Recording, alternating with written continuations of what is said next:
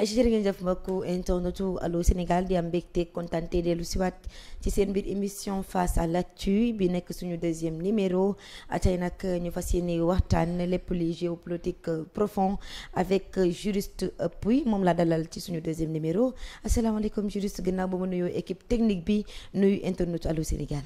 maaleykum salaam Ndeye Assou maa ngi sant ñëpp nuyu ñëpp. di nuyu waa Allô Sénégal leen naan namoon naa leen. Voilà. Ça faisait un peu longtemps di ñaan une bonne émission. Ouais, merci beaucoup en tout cas am naa mbégte kontante di gisante waat ak yow toog nañ lu yàgg daanaka gisante wuñ depuis si koor ba nga gëjoon Allô Sénégal mais bon sant yàlla dellu si waat nga ay ñu dalal la jàmm bu baax a baax fas yéene jukki lépp luy actualité politique ak géopolitique jëm ci biir réew ak ci biti réew donc nag temps yi gis nañu conflit bi dox ci diggante Iran ak Israël donc mu nekk loo xamante ne fi tollu ñëpp ñu ngi àddu du ci jëm kenn ku ci nekk rek yaa ngi ceeg kaddu goo xamante ne yaa ngi ko ci war a yëkkati waaye dafay baax bu dara xewee ñu woo ñi nga xamante ne seen xel màcc na lool ci wàllu woowee te jàpp nañu ni juriste Diouf wala juriste Pouye xelam màcc na bu baax a baax ci lu ne mel juriste Diouf na ma bàyyi ayca tey bu ñu duggee ci cause yi lan nga jàpp ne moo andi li nga xamante ne tey mooy conflit bi dox ci seen diggante Iran ak Israël. waaw avant tout d'abord bon juriste Diouf maa ngi koy nuyu de passage mais xam naa ne Pouye moo dàq Diouf quand même waaw donte am naa séeréer ñëpp ko dàq waaw am naa maam bu sant Diouf sax moo tax ma koy bàyyi marché bi mais xam naa ne maa ko dàq sant bon gannaaw loolu damay profité ci occasion bi di rendre hommage sama benn sœur bu génn àdduna il y a pas longtemps Ndeye Maguette Sarr di ko ñaanal yàlla fa mu jëm gënal ko fi mu jóge fuuf donc mu ngi noonu elle était étudiante en droit donc bu may wax ci géopolitique sama xel day dem ci moom donc du coup ñu koy ñaanal yàlla xare ko àjjana yi gën a kawe donc du coup ni nga ma ko demandé noonu la demee gis nañ ne actuellement donc le monde est secoué donc par un conflit am na benn coow loo xamante ni tey da koo yëngal ay àdduna wërngal këpp foo dem moom la ñuy waxtaanee muy ci diggante Iran ak Israël comme ni nga ko waxee donc mu nekk conflit tamit boo xam ne ñoom ñaar seen diggante du tey waaye yàgg na lool sax parce que boo xoolee tey fa ñu nekk ñu tuddee ko le Moyen-Orient la fa nekk ci ay dëkk tey yoo xamante nii mën naa ne ay kàngam lañu ci àdduna dafa bëri parce que boo xoolee ci wet ba Arabie Saoudite mu ngi fa moom lañu naan Makka boo xoolee ci wet ba Irak mu ngi fa boo xoolee Jordanie mu ngi fa Israël bi waral tey coow li tamit mu ngi fa donc li indi conflit bi tamit xam nañ ko mooy que ne tey gis nañu ci vendredi bii ñu génn benn attaque boo xamante ni Israël da koo def Iran sous prétexte que ne wala boog ñoom ca la ñu joxe ne justificatif la mooy Iran dafay waaj a defar bombe atomique am waaw maanaam li nga xamante nii mooy enrichissement uranium bi nga xam ne moo fa nekk te ñoom ñu koy tàggat ci seen dëkk ñu ne atteindre na tey niveau boo xamante ni Iran day waaj a am bombe atomique am donc loolu nag ñun ci suñu gis-gis en tant que tey suñu xam-xam li mu màcc jëm ci relation internationale ñu gis ne tamit violation la parce que pourquoi violation la mooy booy jug tey ne diw dafa am lii donc dama koy songu loolu pour man ñàkk kilifteef tamit da koy waral parce que dafa am mbootaay boo xamante ni ñun ñëpp dañ ci bokk muy mbootaay bi ñuy wax les Nations Unies moo ñu tënk ci biir Nations Unies boobu noonu dafa am beneen agence bu ñuy wax agence internationale de l'énergie atomique parce que kooku mooy saytu est-ce que dëkk bi réellement am na tey la nga xamante ni tey ay jumtukaay la yoo xam ne mën na koo permettre mu créer bombe atomique bi donc je pense que ne tey mënoon nañu xaar laay wax sax xam nga ba ñooñu joxe ndigal loolu mais gis nañ ne tey attaqué nañ ko par des missiles mu am ay riposte aussi yoo xam ne mën na indi tey njeexital yoo xamante nii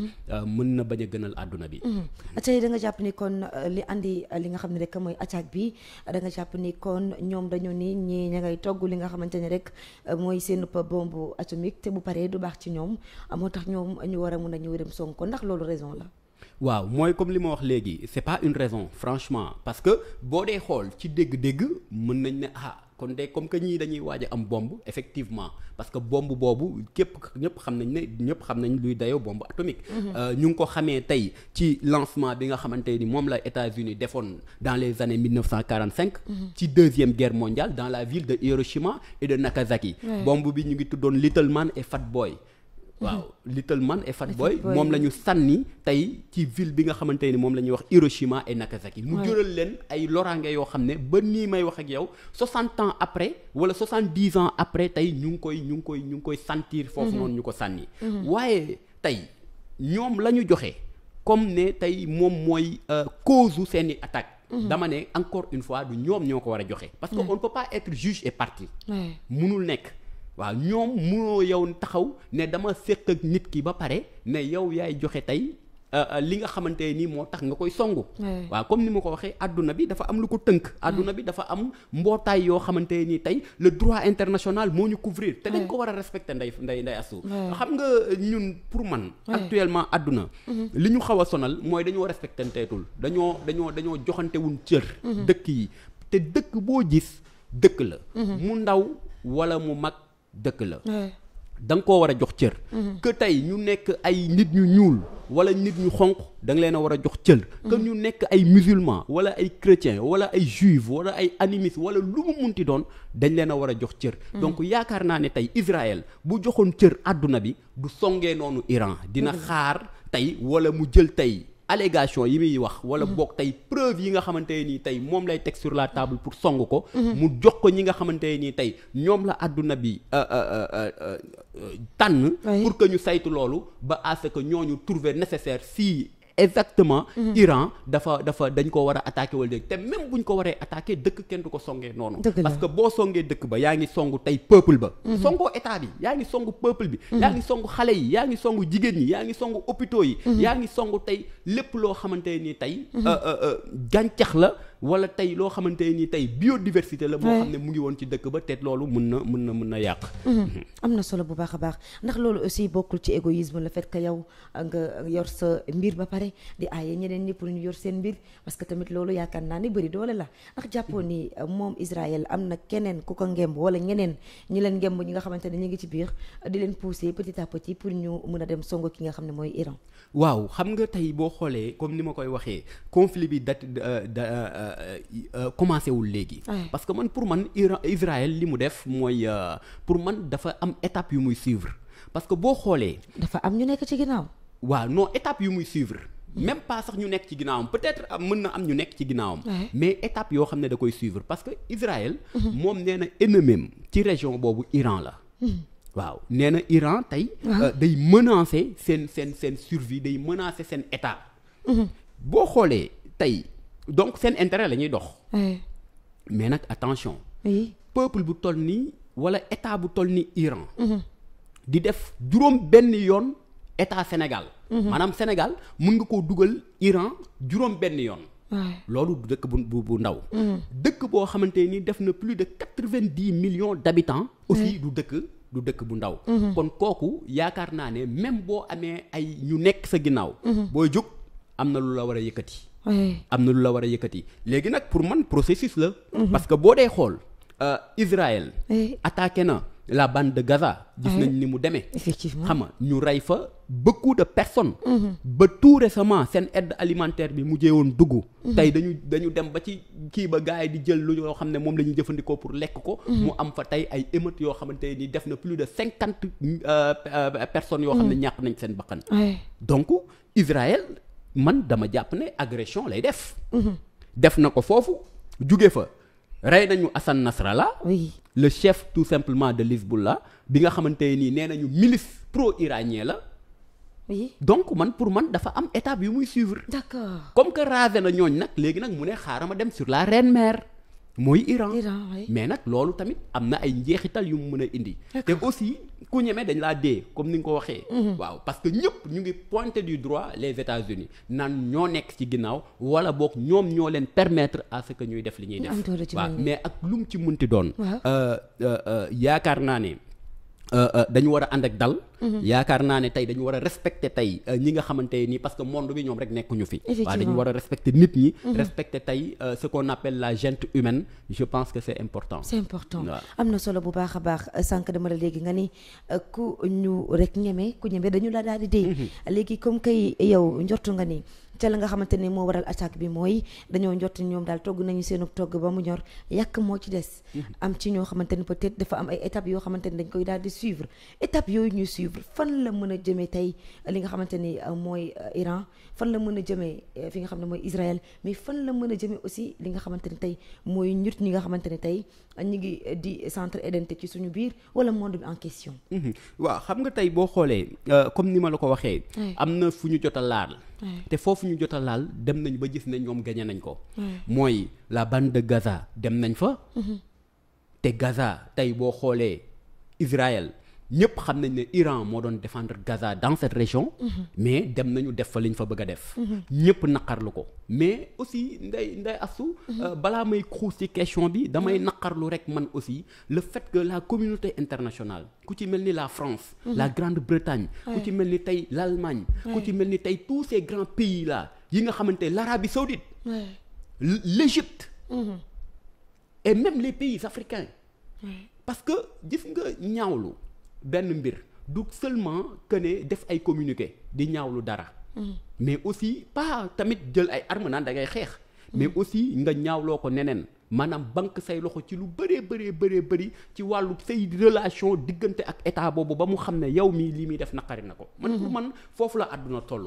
waaw mais booy wut tey di ñaawlu dara di xool lu neex kii wala kii kat am na xarit boo xamante ni tey bugguma lu ko naqari. donc ñaawlu bi fii la yem man je pense que ne moo permettre Israël à ce que tey muy xuus ci li nga xamante ni moom lay def te man ma jàpp man.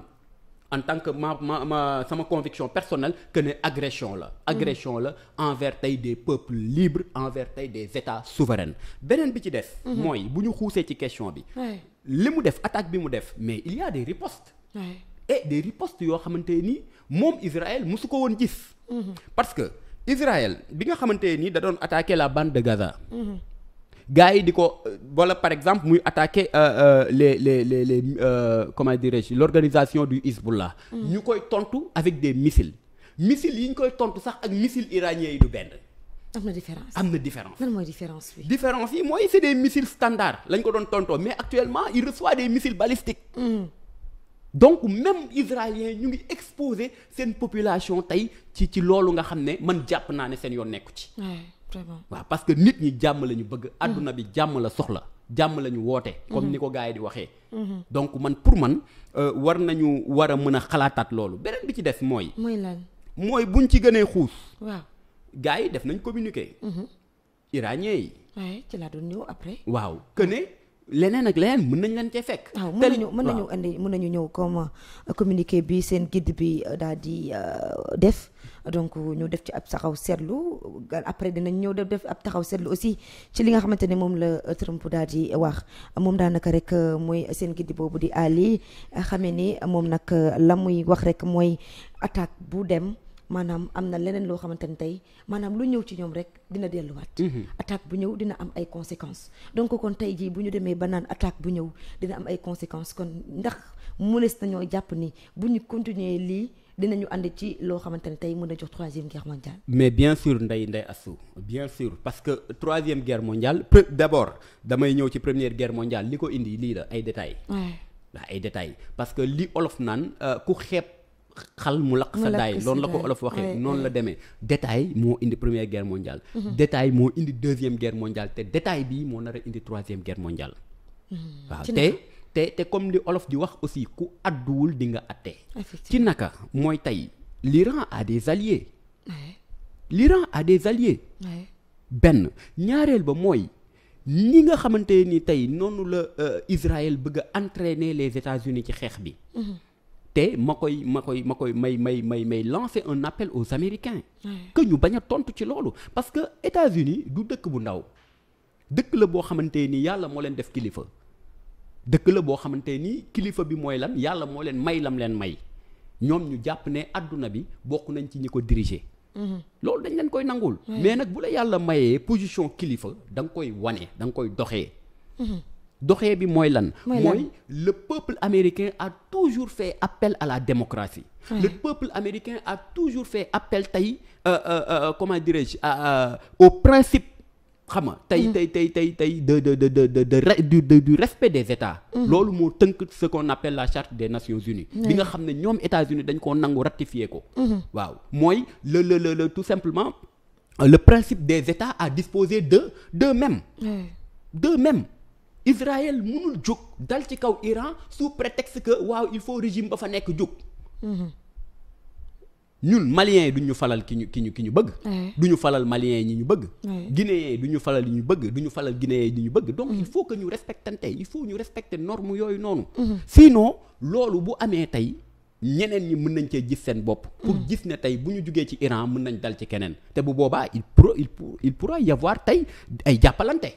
parce que sax moom Ali ma ngay xam le nii en cas d'application militaire les États-Unis subiront beaucoup plus de pertes que l'Iran. Mais effectivement te fi mu ko teg mooy il y a une représentation américaine dans cette région. dafa am ay bases américaines yoo xam ne ñu nga fa. moo tax maanaam attaque bu amee mën nañ song ñeneen ñi. d'accord. attaque bu amee mën nañ def yeneen ak yeneen aussi te man bon gëw ma ne dinañ fa yegg. d'accord waaw moo tax il faut que ñu gaaw woote. tey à la table de négociation ñëpp toog. ñu wax ku nekk dëgg. loolu mooy dëgg parce que sinon il y aura des répercussions parce que régime bi nga xamante ni tey bëgg nañ leen faa gaaw faxas régime ba aussi ils vont pas se laisser faire.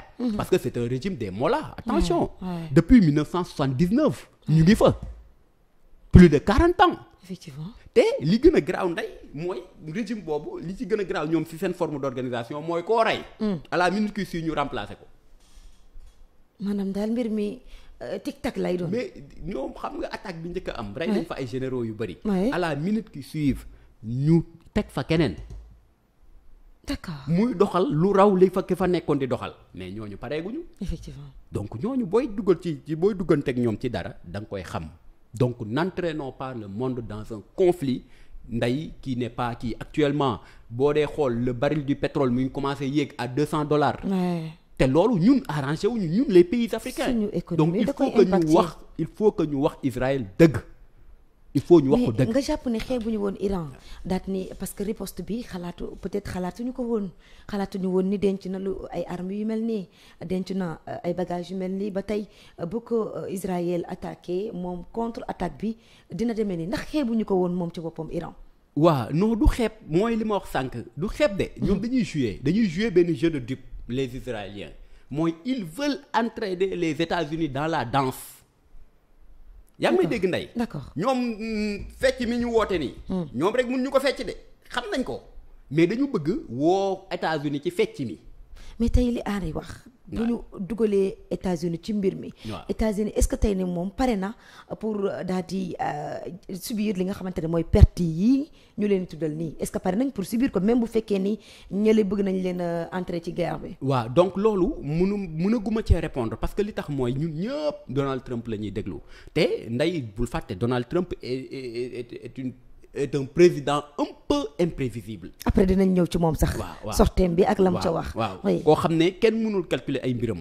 waaw mais je pense que ne tey le Congrès américain je pense que ne tey Pentagone je pense que ne tey tous ces gens-là aux États-Unis yi nga xamante ni tey que ñu nekk ay républicains wala ay démocrates dinañ réfléchir à deux balles sur ça pour dire à Trump attention, il ne faut pas entrer tout simplement dans la danse. Il faut tout simplement jouer un rôle de leader, woowaat ces pays-là à la table, mettre chacun tey dans ses faits accomplis. Bi ci des mooy tey li tax Israël bëgg woo États-Unis c'est parce que amul les moyens nécessaires pour détruire tout simplement les installations nucléaires iraniennes.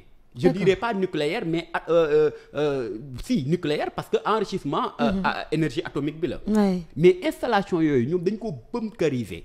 D'accord bi ci gën a mag c'est presque à 70 mètres ci biir. profondeur suuf si. te attention teguñu ko nii dañoo jël montagne ba pare montagne la ñu fekk ci suufam ñu gas fa mais loolu noo koy détruire.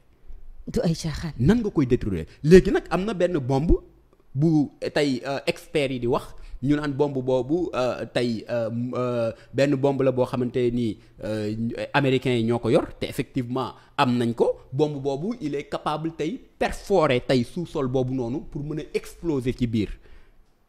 mais te bombe boobu boo dee xool bombardier yi ko war a sànni Israël sax amu ko maanaam bu ñu ko joxoon bombe bi rek ne ko teg ko ci ay avion amul avion yu mu ko teg donc ils veulent entraîner totalement les États-Unis dans la danse. D'accord. te loolu man pour man américains yi dañ ko war a moytu parce que il y aura des répercussions forcément parce que tey boo dee xool guide bi yaa ngi koy wax sànq ñëw na ci am na lu mu ci wax donc nañu éviter loolu. D'accord. waaw day màtteeg du màtte bañ koo jox sa loxo moo ko gën. moo ko gën. waaw parce que mais li ma bëgg nga xam ko ndey mooy Israël amul les moyens de détruire tout simplement l'Iran moo ko gën a mag moo ko gën a yaatu mais aussi ni ko seen guide bi tey rappelé waa dëkk la boo xamante nii def na presque 3000 ans de civilisation donc du ñu ay nit ñoo xamante ni ay naxa la ñu. D'accord. waaw mën nga leen def dara ñu def la lu ko raw. donc man pour man balaa ñoo yegg foofu yëpp te dañoo jóge ci tabaski poos yi amul dara. monde bi taxaw fépp taxaw donc nañu woote tey appel au calme. nañu tey mettre kenn ku ci nekk ñu wax la ne la fii nga war a yem. waaw sinon dina am ay répétitions yoo xam ne àdduna bi yëpp nañ ko sentir. jàppoo ne aussi parce que am na ay experts yoo xam ne fi ñu toll tembe ay ñi nga xamante ne seen xel màcc na ci géopolitique profond ñu ngi naan est-ce que moom Iran amul bombe nucléaire am ba pare denc ba tax mu am maanaam fit bi am na lu mu denc lu mu ndegeñaayoo lu ko leer moo tax tey moom riposté wul maanaam reculé wul ci guerre bi moom mu taxaw faire face ak ki nga xamante ne mooy Israël. waaw bon loolu man peut-être mënuma ci répondre li tax mooy. ñoom nee nañu amuñu ko. nee nañu defaruñu sax faf. mais li ñu wax nga mën a gëm. li explosé woon bombe boobu ñu dégg. lan waaw parce que Iran dafa yor ay missiles supersoniques. d'accord ndey xam nga Israël dafa am fu mu basé li muy def man pour man yii muy def nii. dafa am fu mu ko teg. fi mu ko teg mooy mu ngi mel ni ma lay jaay affaire génn sama téléphone bu kii bii nga génn sa weene bu baax bee ma xam ne kon yaa ma gën le fuuf doo sama morom mais avant ma koy génne yaa ngi sa sac dugal sa loxo xamaguma li nekk ci sac bi. Israël noonu la demee ak Iran. D'accord. parce que ce qu'on appelle seen dôme de fer boobu noonu. nga xam ne dôme de fer bi c'est un système anti-missile. C'est un système de défense anti-missile. Et anti-drone. te boo dee xool ndey Iran spécialiste la en fabrication de drone. moo ko doon fournir Russie. ci guerre Ukraine bi. c'est pas un petit pays. léegi nag seen système de défense boobu pour ñoom mën na téye missiles yooyu noonu. ces missiles là c'est des missiles balistiques yoo xam ne 2000 kilomètres lay daw bu jugee pour parce que ay machines ñooy calculer. bu missile bi tàqee fële. machine bi day calculer trajectoire bi muy jël le temps mu yegg si da koy fekk attaqué ko mais bu fekkee ñeent ci jugandoo. faaw am machine ba day dof. dëgg la information yi la dul mën a calculer ti. nday mu ngi mel ni ñetti nit di la jox junni. di nga xam ne lii ñetti junni la. mais ñetti junni nit bu ñu la tàllandoolee junni xamoo li nga yor. dëgg la. donc il faut que ñu def ndànk. D'accord. Il faut que ñu respecter les États. Il faut que ñu respecter adduna bi. Il faut que ñu respecter la convention internationale. C'est très important. C'est très important. ba léegi ñu ngi nekkoon ci daanaka conséquences yi mais fi ñu toll dañuy rek daal di desandi ci sortie bi nga xamante ne mooy bu Trump bi dégg nañu kaddu yi nga xamante ne rek moom la daal di yëkkati daal ni moom ca boppam waxoon na Iran ñu daal di signer li nga xamante ne mooy deal bi waaye it dellu si waat na rek moom di wax ni rek dañoo war a daal di soumettre maanaam ñoom Iran ci boppam mu mel ni toor bi yëpp ñoom la ko teg daal ne ñoom dañoo war a daal di signer deal bi waaye dañoo war a ñëw ñu daal di toog ñu daal di waxtaan dem na sax ba naan bu ñu toogul ci table ronde ñu waxtaan moom ci boppam dina ci dugg bu ci duggee ndax dina jur jàmm déjà ñu jàngat kaddu yi nga xamante ni wax na ko ba pare acca kaddu yi Abdoul oui mi ngi nii. Ouais, gis nga l'Iran aurait dû signer le deal que je les ai signé je les ai dit de signer. Oui. Quelle honte et gaspillage de vie humaine. Simplement dit, l'Iran ne peut pas avoir d'armes nucléaires. Je l'ai dit encore et encore que tout le monde évacue immédiatement Téhéran. xam nga le président Donald Trump. Ndeye. xam nga mooy li may wax sànq ci. C'est un président que je respecte parce que dañoo nekk ñun ci dëkk boo xamante dañoo respecté nit ñun Sénégal. waaw mais par contre Donald Trump kenn xamul ay mbiram. maanaam bu ko neexee mu taxaw gauche bu ko neexee mu taxaw droite parce que bu conflit amee. nga waxee nii. mais deal bi lan la ñun xamuñu ko. c'est ça moo deal. waaw deal boobu newoon naa leen ngeen signé deal bi. waaw deal boobu noonu c'est quoi le deal. waaw deal boobu noonu na ko wax. na wax quels étaient les accords quelles étaient les propositions. yi nga xamante ni moom la joxoon Téhéran benn ñaareel ba man pour man warul waxee nii ni mu war a waxee mooy il faut que tey respecter l'agence internationale de l'énergie atomique.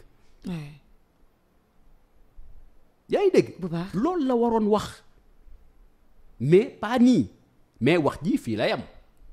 waaw ci ay bind la yam. waaw il faut évacuer Téhéran tey mooy pour man genre menace la. menace la. waaw il faut évacuer Téhéran menace la mais il faut évacuer Téhéran pourquoi parce que ñoom dañuy entrer en guerre wala dafa am lenn loo xamante ni tey israéliens dañ koy def loolu ñun xamaguñu mais en tout cas ba mu ko waxee ba léegi dara xewul. mais wax ci bëri na kot. waaw bëri na kot mais man maa la wax dara du xew. lu tax nga ne ma dara du xew. waaw pourquoi parce que moom Donald Trump buggul engager l'armée américaine tey au Moyen-Orient. au fait benn amu ci intérêt. Deuxièmement États-Unis dafa am lu ñu jotoon dund te moom ba muy ñëw dafa am lu mu critiquer Joe Biden parce que Donald Trump dafa dem ñëwaat. li mu critiquer Joe Biden loolu bokk na ci. mooy d'avoir engagé les soldats américains au Moyen-Orient. donc mënul ñëw opposition ak pouvoir tamit bokkul de. waaw d'accord bokkul mais comme li ma lay wax. Ndeye Donald Trump bul fàtte tout récemment def na fi ay voyages. dem na fi tey au Qatar dem fi ci yenn kii yi. pour que mën a suqaliwaat économie américain. du dëgg donc kooku noonu nga xamante ni tey dafa bëgg dajalewaat xaalis man gëw ma ne moo koy taalaat. te l'intervention tey des troupes américaines au Moyen-Orient du doon ay caaxaan. c'est des milliers et des milliers et voire des millions et des milliards de dollars. waaw man pour man lii da koy wax nii pour dissuasion c'est ça qu'on appelle dissuasion pour jéem a tiital gars yi ñu jéem a teg seen riposte bi ci suuf. mais moom lii maanaam li nga xamante ne mooy promesse la woon mu ni woon bis bu yéegaatee bu nekkaatee au pouvoir dina rek daal di def le tout ba ñu bàyyi lépp loo xamante ni guerre la fii ci monde bi lu mu leen promettre woon la tey ndax bu ñu gisee promesse bi ak kaddu yi mu commencé yëkkati ndax duñu am na maanaam juwaloo ci si ay kaddu. waaw donc Ndeye day indiwaat rek li ma waxoon léegi nii. que ne da nga koy séntu gauche mu taxaw droite. que ne il est imprévisible. mais encore une fois mooy li ma waxaat ne carrément promesse de campagne am la woon. moom dem na sax ba naan ñu man da ngeen maa war a jox prix Nobel de la paix parce que maa ngi lijjanti ay affaires. donc kiy wax loolu pour man wax ji dissuasion la pour que Téhéran bañ a def certains ripostes. bañ a yegg fenn fii. waaw mais pour man am na lu ko gën a gaaw. lu ko gën a gaaw li ko gën a gaaw mooy stopper Israël. wax ko dëgg. non da koy stopper xam nga la moo tax ma ne da koy stopper. 70% de l'armement israélien provient des États-Unis plus de 70%. mais teel say arme nga xool ndax moom dina guerre Ndeye. mais lan moo nekk ci biir nga jàpp ba teel say arme boobu noonu waxuñu ko parce que tey boo gisee tey mu am fit dem attaquer ñëw c'est parce que moom Donald Trump am na nu mu doon doxalee ci mbir mi dafay arrêter mais lan nga jàpp ni moo nekk ci suuf ba tey bëggagul wax ki nga xamante ne mooy Israël tegal arme yi ñu indiwaat paix ci réew mi. waaw xam nga tey boo dee xool Ndeye histoire bi fa gën a complexe loolu.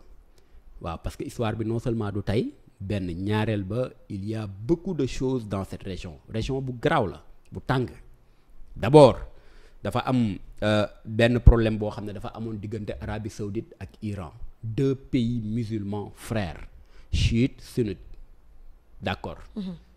ñu amoon ay rivalités yu doy waar amoon ay problème ba ci 2003 bi la ñu trouvé benn accord ba ñoom ñaar ànd d'ailleurs je salue et je magnifie tey la position des Arabes saoudites yi nga xam ne ba affaire bi amee dañoo jug ne Israël li nga def du dëgg.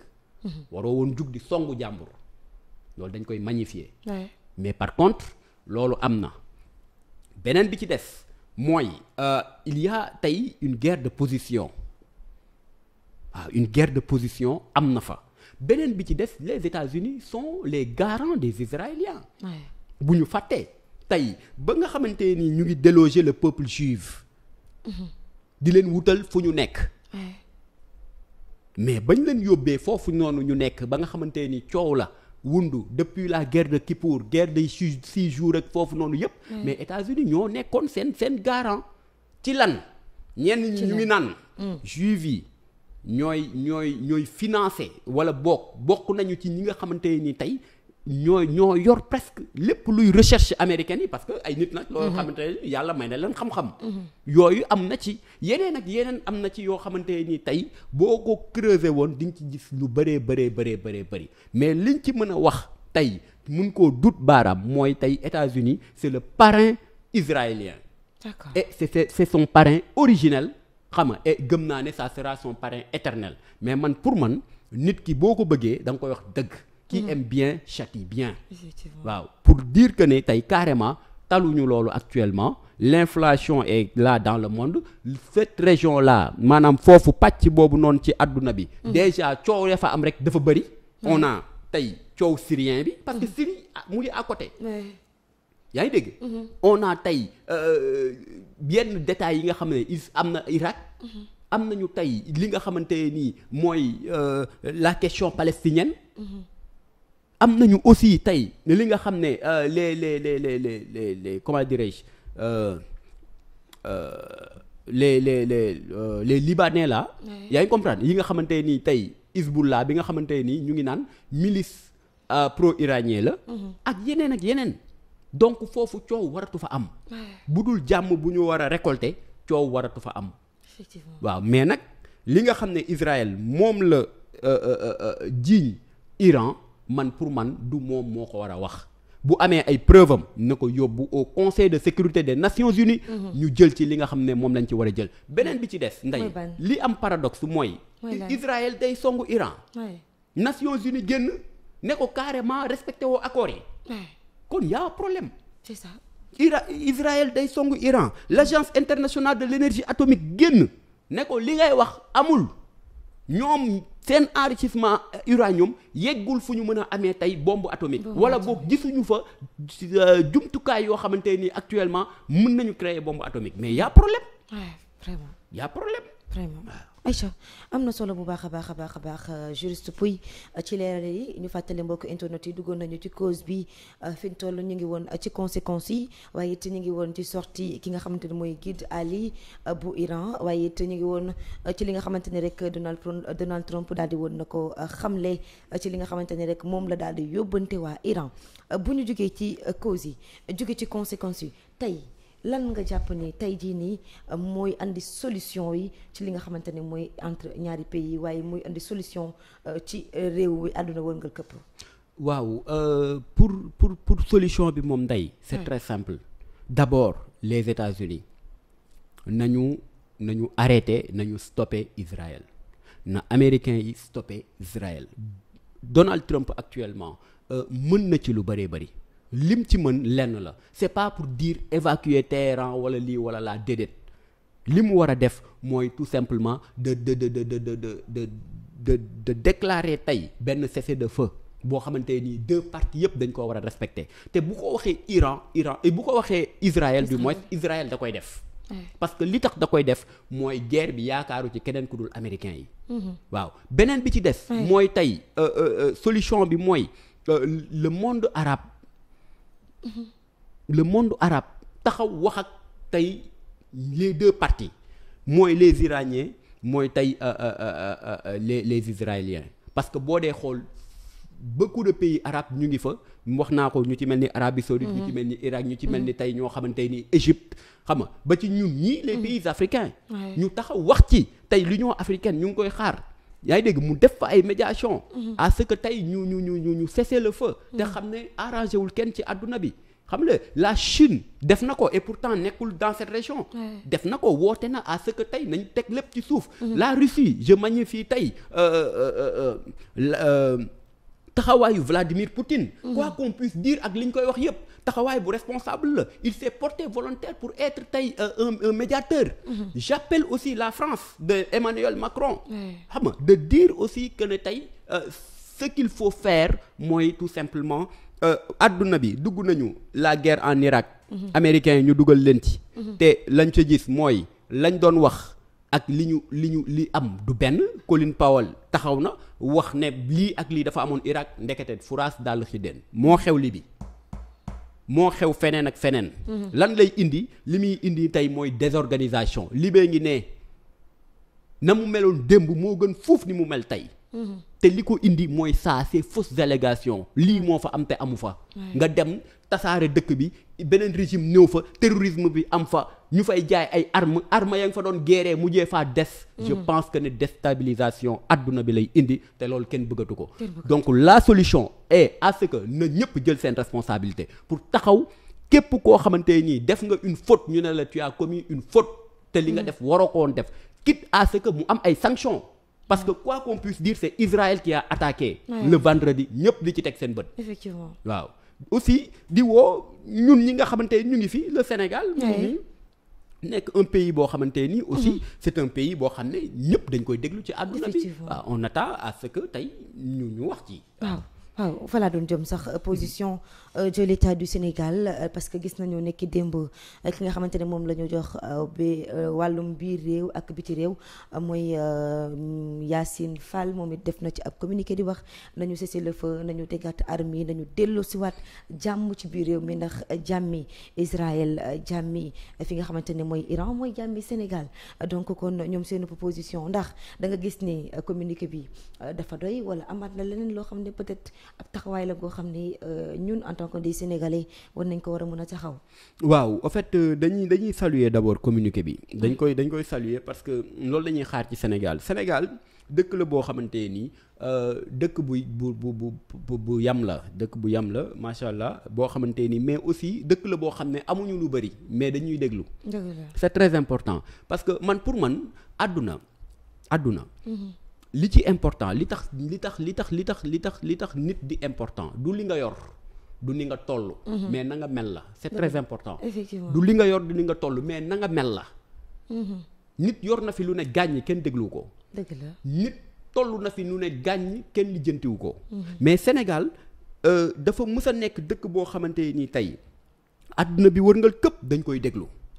et que ci biir déglu boobu noonu la ñu war a jëlee suñuy devant la ñu war a tey fa nga xamante ni fa la ñuy àdduna bi teg ñu bañ koo wàcc. mooy bu yu mel nii amee comme ni ko le ministre des affaires étrangères defee dañ koy saluer mais mënoon na sax gën a gaaw tamit le président de la république mën na ci génn wax ci. da nga ci seetlu ab lenteur. waaw xaw na am tuuti lenteur. parce que toog nañ ba à un certain moment ku ne di déglu communiqué Sénégal ba sax ñu ne. parce que j'ai pas eu totalement l'information ñu ne l'ambassadeur de l'Iran au Sénégal génn na pour ne Sénégal na ci wax. mais loolu pour man lenteur la parce que à chaque fois bu dara amee s'il le faut quitte à ce que tey ñu def ci benn réunion bu gaaw xam nga ki nga xamante ni tey moom la ñu dénk dëkk bi moo nga xam ne c'est le chef de l'État aussi bu paree nga xam ne c'est le chef de la diplomatie mu génn ci un communiqué te pour man communiqué bi ñu génne donte que ne xaw na yéex mais tamit noonu la war a demee. mooy Sénégal da leen di woo muy ñaari parti yëpp muy Iran muy Israël à ce que ñu def un désescalade bàyyi li nga xamante ni tey mooy xeex bi mais aussi.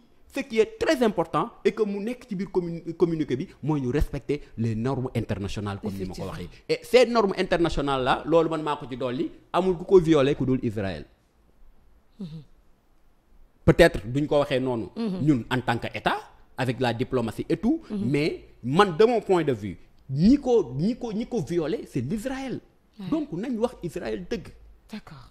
C'est important sinon on peut plonger le monde dans un chaos te troisième guerre mondiale nday asu bu fi amee mara day taali mooy ñun ñëpp dañuy ñibbi ñun ñëpp ay ñibbi. fu ñuy ñibbi. non ñibbi ca yàlla parce que bombe atomique xajoowuñ ko bombe atomique. ravage yi mu fi def. ak actualisation bi ci am. dama ne bi ñu sànni woon 45. ba léegi mu ngi def effet te mu ngi mel ni ngay utiliser. Je fais pas de la publicité Nokia 3310. ak ngay utiliser tey téléphone yi ngay utiliser c'est pas pareil. donte que ne bee mu ngi doon woote mais bii fii la gën a sophistiqué. Les bombes atomiques du ay caaxaan. mën na faire disparaître un pays à quelques secondes de la carte. imaginez bu ko ku nekk sànnee sa morom mooy ñun ñëpp ay ñibbi. te ñibbi moom ëpp naa def. moom donc. ñibbi moom ëpp waaw donc mu ngi noonu. ñibbi di sa heure jotul mu ngi noonu donc moo tax ñu war ci wax. moo tax ñu war a artu moo tax ñu war a kii et puis waxuma dara mais écosystème bi ñuy yàq rek. parce que bombe yi ñuy sànnante. mais day def pollution atmosphérique. xam nga et puis bloquer ce qu'on appelle le commerce mondial. parce que boo dee xool tey conflit bi am nii. boo tey Iran am na fu mu mën a bloquer. parce que boo dee xool ñoom dañu yor ay yoon. yoo xamante ni fa la bateau pétrolier di jaar. commerce international bi fa lay jaar. ñooñu boo ko bloqué ndax guerre day am répercussion ba ñun ñii nga xam ne. suñu yoon nekku ci lancé wuñu bombe. maara day taali xeexuñu dóoruñu kiiwuñu mais day am répercussion. parce que c'est la mondialisation. bu centre bi amee problème les périphéries dañ koy subir. effectivement. donc pour loolu jar na tey kenn ku ci nekk tey faire un appel solennel et personnel ba ñu xam ne adduna bi ñun ñëpp d'accord ñu ci conflit. li ñu d'accord mooy toog à la table waxtaan. waaw parce que am na sama benn directrice bu ko doon wax. bu nekkoon à l'université bu ma doon wax naan ma Mountaga lu raay mënul wokk mënu ko waaw. lu raay mënul wokk mënu ko. waaw donc nañ ci bàyyi xel. nañ ci bàyyi xel Aïcha am na solo bu baax a baax juriste Pouye waaye nag du ñàkk rek ñu daal di dugg ci mbirum politique mi ndax fi ñu tollu tembe ca boppam am na ci ñoo xam ni nekk tey dañ leen jugé ku ci mel ni Omar Sow fi ñu tollu tembe la nga xam ne rek moom la ñu xamle mooy 6 mois de 1 mois ferme te